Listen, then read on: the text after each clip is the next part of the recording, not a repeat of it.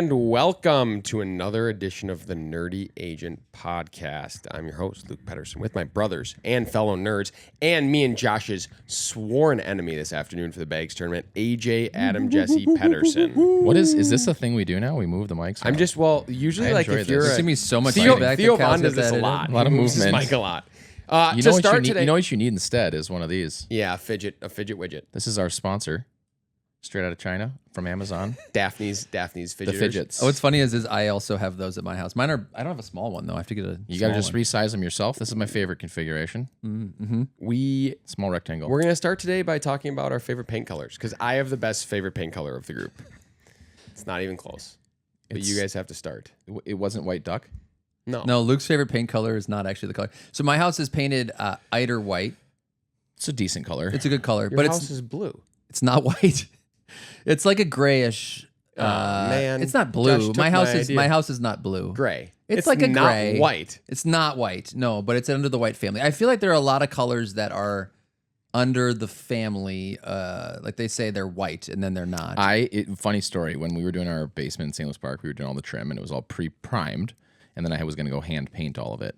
And I went into the store and I was like, I'm just looking for some white trim paint. And the guy literally laughed at me. He laughed at me. He was like, oh, buddy, if only it were that easy. And I was like, I just want white. Pure white. No, you know what we went with? Chantilly lace, which sounds like a scandalous paint color. It does. That also doesn't sound white. That sounds It's more very white. It's the whitest of whites that you can get. It's the I don't think starkest white in that's- the book. How much do you think they pay the paint color namer? It's like with prescription drugs. When I worked at prescription drugs, I'm like, who names the drugs? Got to be the first person to be replaced by AI. I don't know. Right? How easy. Take all these paint codes, look at all these colors, name them for me. They would name all of the colors. Who are they? Who's organized? Like making them though? Too.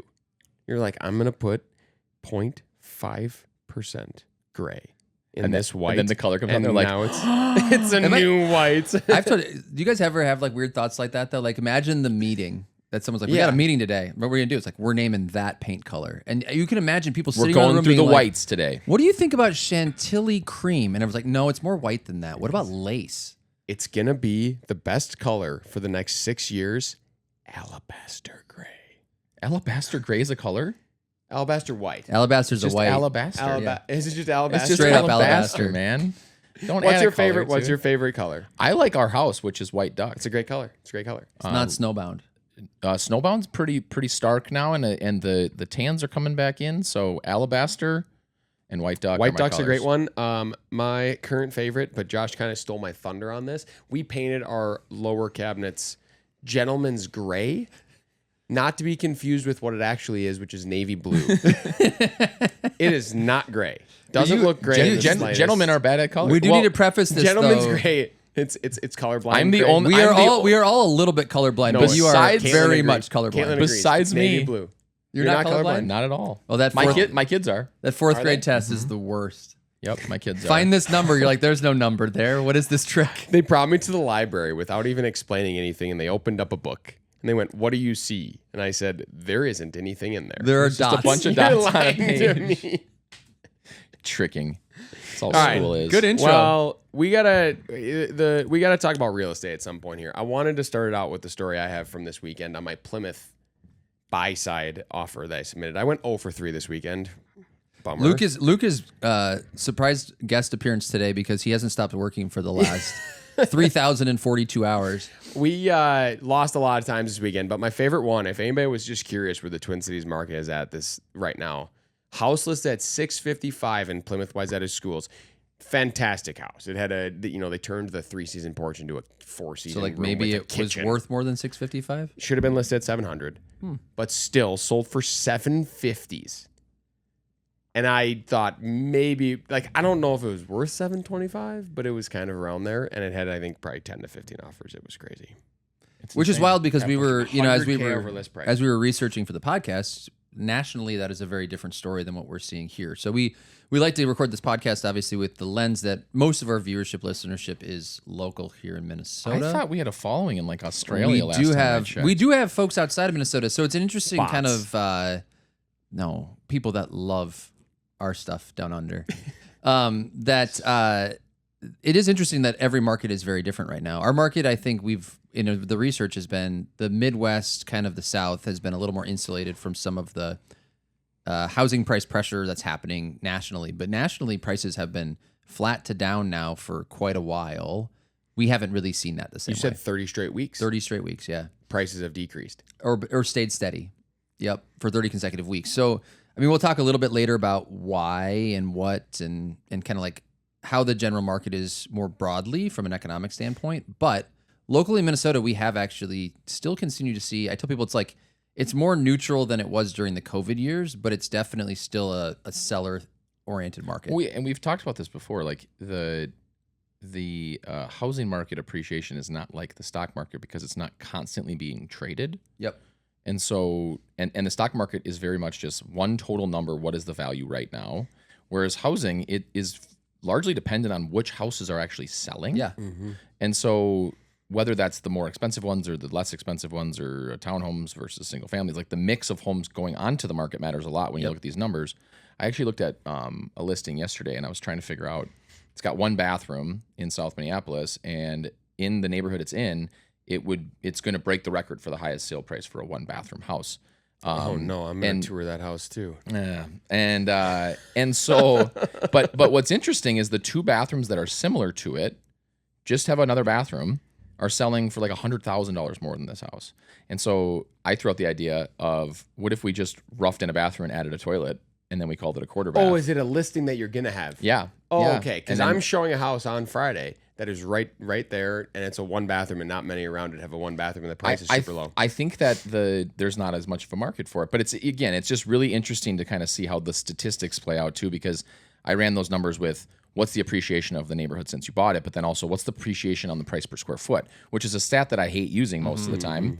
But when you're using it to compare a 2023 market to a 2026 market, it's a good number to use because it's just blending together all of the feet that got sold and telling you how much each one of them is worth. And it actually has gone up 10% in price, but it's gone down $4 per square foot in the last 3 years. How does that? Can I tell an interesting story? So it's the mix of houses that's being sold. That's what's influencing these things. So interesting story, kind of in the same concept. So one of my good friends lives in Toronto. He moved to Toronto. They bought a house there, a really nice house. And real estate in Toronto is very expensive, very expensive. He told me that the biggest thing that people will pay for, like way above one house versus the other, is a parking pad, because there's no room to park anywhere in the city. And so if you have a parking pad, he's like, there's not a house under $1 million that has a parking pad. So like having a place to just park a car is a really big deal. And he's like, it's gotten to the point where the city does not allow you to cut down any trees on your own. But it has gotten to the point where there's been stories of people like accidentally diseasing their trees, so the tree is dead, so that they have to cut down a tree, so they now have a place to put a parking pad, because it will add hundreds of thousands of dollars to the value of their home. Why wouldn't the city just let them put a parking pad in? There's rules around the cutting trees. down of trees and the landscaping and all that stuff. So it's just, I thought it was Green fascinating, space. but like, it just tells a story like certain markets, certain things are really, really important. Other markets, maybe they're not as big of a deal. Mm-hmm. How do they handle green space rules in dense downtown cities where it's just skyscrapers and roads? The underground sewer system? Yeah, I mean, a lot of them have like really. I mean, we're going off on another tangent, is- but they've got I like never thought about it. there's like caves and stuff underneath a lot of these cities. Like, I mean, we saw that with selling Hannah's house. Like, there's a massive cave underneath her street. Yeah. And that's handling the sewer. Maybe it's handling some. I wonder of the how downtown sanitary Minneapolis stuff, too. handles. They must have just a ton of sewers underneath that catches the gray water, the storm water. It has to, otherwise everything would just flood all the time. Yeah, for sure. Yeah, it would have to. It's a fascinating Anyway, concept, though. That was a little bit off topic. That's still real estate related, though. Pretty fun. So prices nationally are going down. One of my favorite jokes to my clients these days, if they bring that up, they're like, "Well, in Texas, my friends are saying this and that." I was like, "Yeah, you should open up Zillow in Florida right now. You can't even click a dot. You can't. There's You so have to many. zoom in. There's so many dots. You can't even click one of them unless you zoom into that neighborhood. Yep. And in Minnesota, there's just no inventory. The Airbnb bubble. What's the Airbnb bubble is part of that, but what's going on with the biggest thing that I think we've seen since the last 2 months is we talked about the Fed. We talked about the Fed chair. Warsh is meeting. It's Kevin Warsh. The Warsh, yeah. The Warsh. They're having their first meeting right now. Hold on, though. Like, we've talked about this before, but did someone have like a speech impediment and it was actually Walsh when they came? It feels like Walsh. and then they were like, every time "It's I say Warsh," it. and he Or had it like, was just Wash. or it was Wash, and they're like, "It's Warsh." Or somebody And then had. they're like, oh, it's an R. So then they just added the R. And Well, that's it's like When our- they immigrated. It's like our last name. They were Walsh, and then they were like, everybody's Walsh. So we were Peterson. They were like, let's just toss a T on there. Pet.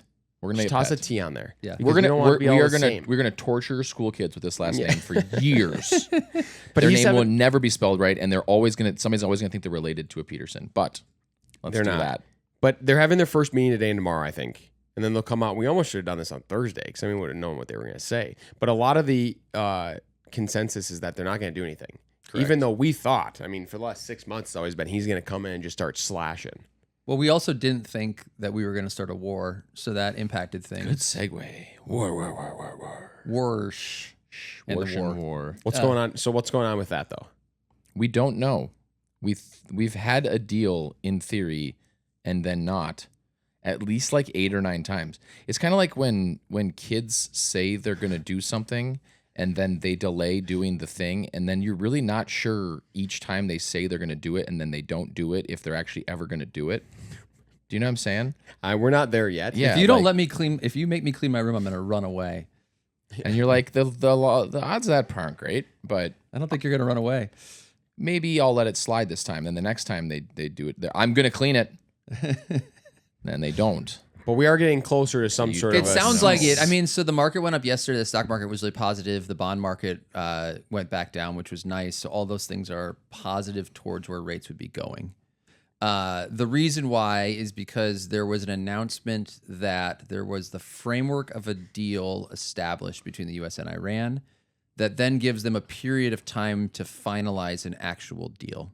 No one knows what's in the framework. They haven't announced that He yet. said he might send it to Congress, though. Yeah. So it is. Does it you know, have to get sent to Congress? Probably. Well, but also the war was supposed to get sent to Congress in the first place. Sure. Anyways, it sounds like positive momentum towards ending this, which is primarily focused for the purposes of what we're talking about around this Strait of Hormuz, which we talked about last time.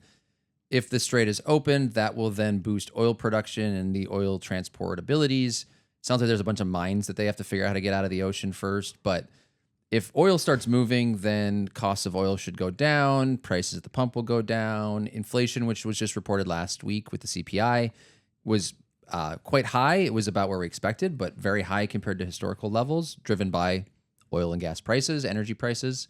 So if all of those things are minimized or like those start to come back down, it should open up a lot of positive economic news. But don't you feel like this is what I've been telling people? Like oil that gets bought, and I haven't fact checked this, but not a lot of it's getting bought today and delivered today. It's getting bought for 6 months in the future. Yeah, but they're just price capturing probably because they can. No, it's But a lot of it's not moving. There's not enough of it, and so all these reserves are gone. They said like the European Union would be like out of jet fuel in like not that long. It is not as simple as if the flow of oil starts again, everything's just fine. No, they're gonna have It'll to take a long time to unwind all of this. and it feels like you're probably gonna have some sort of shock from this sometime in the future, and who knows when that's gonna be. But the cost of spending on the war, all of those things should be like, if we can stop doing that, it should be positive, It should be. but not immediately positive. You Now, know, what that means is Warsh probably is going to say, like, because some people were saying he's going to raise rates, which that's what I was wondering. What are the odds that happens? 'Cause I think very inflation was- low. You guys said 4, didn't you? Over 4 That's got to be one of the highest numbers in the last 12 months. since 2022. yeah. So I think That's the highest number since 22 or 2022. 20, maybe early 23. I think the odds of that happening are low. You have a person who was just established by a president that has publicly yelled at the last guy for not lowering rates. He knows what his agenda is supposed to be. Now, he's supposed to be independent, so theoretically that shouldn't matter. But I think he's in what I was reading is he's in this kind of weird spot on both sides where he has a president that wants him to lower rates. He has people on his board, where he's now the chair of the board, that want him to raise rates. So he's probably going to just play the middle and just do keep it nothing. Yeah. Yeah. Now, he doesn't just make the decision by himself, but like that's the thought process is he will probably straddle both lines, talk about the positive impacts of what's happening globally and how that should allow for opportunity for us to improve in the future. But in the meantime, say there's headwinds that are going to make it so that we can't just lower rates right now. Didn't we determine that he's just the guy that talks and then is the deciding vote in a tie? For the most part, yes. Right. But I think all things considered, my guess is that we're going to be pretty neutral on this. And I think that's what the street's pricing in.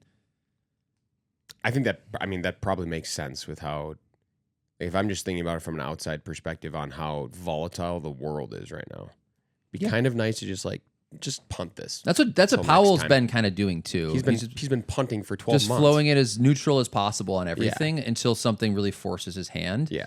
Which is the smartest way to probably do it in a time where there's more uncertainty going on, is just like, let's just be neutral unless there's like oh shoot, we have to do something one way or the other.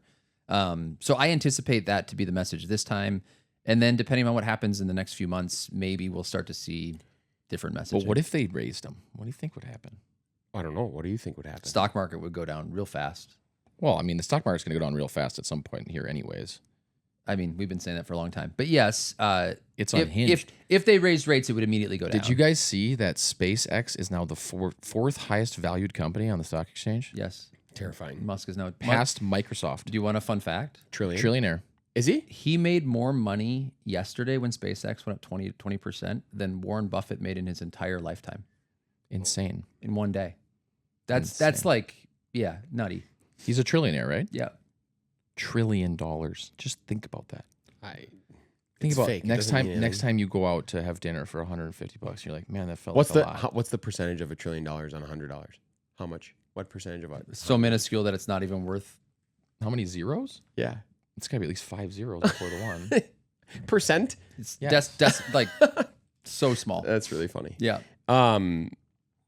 So the stock market would go down if they raised rates. for sure. Would the 30-year mortgage potentially? It would go up. It would for sure, If it was a raising of the rates that was unexpected. Yes. and it will be Well, it would be if it happened. They're not unexpected. pricing It's that in for sure right gonna be now. unexpected. My hunch is they'll do nothing. Rates will continue to be around where they are. The war, if they do truly unwind it, They will. would allow for us to see continued. Like the market popped yesterday just on the news that they might have a deal for the war. Like it was up 150 basis points. you want to hear the best quote for the war that Trump said? I might send Congress the details. I could. And then he said, I should just send it to him, tell him not to approve it. And then they will approve it. And I was like, what? Like seemingly joking, the article said. And I'm This like, is, how do you know? This is, probably was that while he was watching a UFC fight on his front lawn. Oh, man. The world's an interesting place right now. We'll talk more off air. So funny. Yeah. And so that's kind of the thought process. So I don't expect massive movement in the short term. I do think it'll be really interesting to watch what happens in the more long term. But I think that there's a realization within the administration, specifically as the midterms are creeping up in November, that they have to find a solution that's going to make the economy better than it is right now because they're losing people right now. Mm-hmm. And so they know it's going to be bad in November if they can't figure this out. And so there's a lot of pressure to unwind. I haven't talked to anybody. I'd be curious. I've talked to a lot of friends who are like pretty Republican conservative. None of them are like, this war is a great idea. Not any of them. Where they're all like, I what don't are think we anybody what are we knows doing? what we're doing. Oh, no. And so like everybody says this is not a good idea. I mean, there's people like when Tucker Carlson and Marjorie Taylor Greene are fighting with him over the war. It's a very interesting world at that point in time. it's right? fascinating. Yeah. It's just, yeah. So it's I want to shameful. pivot to finish in the Minnesota market because I personally believe We got way into politics today, didn't we? No, it's good though. I'm just saying I want to talk because I want to talk local though. That's a big picture. This stuff is affecting it. It matters. If we had not gone to war, The rates would be lower right now. There'd be they were so moving. They much- were moving everything would down. be They were different. already under 6. They That's what I'm would've- saying. they would've been There's- in the mid-5s. So to the political landscape of going to war and what Trump is saying is just a fact as to how it affects Yes. the economy. But the Minnesota market, the question I had for you is I personally have believed, and I could be off, you tell me what you think, but the last 2 months have been about as competitive as it's gotten in the Minnesota market for like the top tier house. I've seen no inspections. I've seen full appraisal guarantees. I've seen way over it's list not price. too dissimilar from 2021. It's not. It's not. Less offers, but the terms feel That like was they're like tracking. pure chaos, though. It was. Like, I bet it's about half as many no inspection offers as it was back True. then. Not as many no inspection But they're still offers. there. Now, my question for you is when is this going to start to taper? Like I feel like this year has been more cyclical even than previous years where like January and February was a lot slower than it's been in 25 and 24 and 23. Do you think this is going to fall off near Yes. Q4 or when's that going to happen? I think it already, to an extent, is happening. I don't think we realize it because most of our buyers are Leftover. shopping in specific markets that are very popular. I do think on the fringes, you're already seeing it taper faster, meaning that certain areas or certain price ranges where the economic impact of what's happened has been more meaningful have resulted in less activity.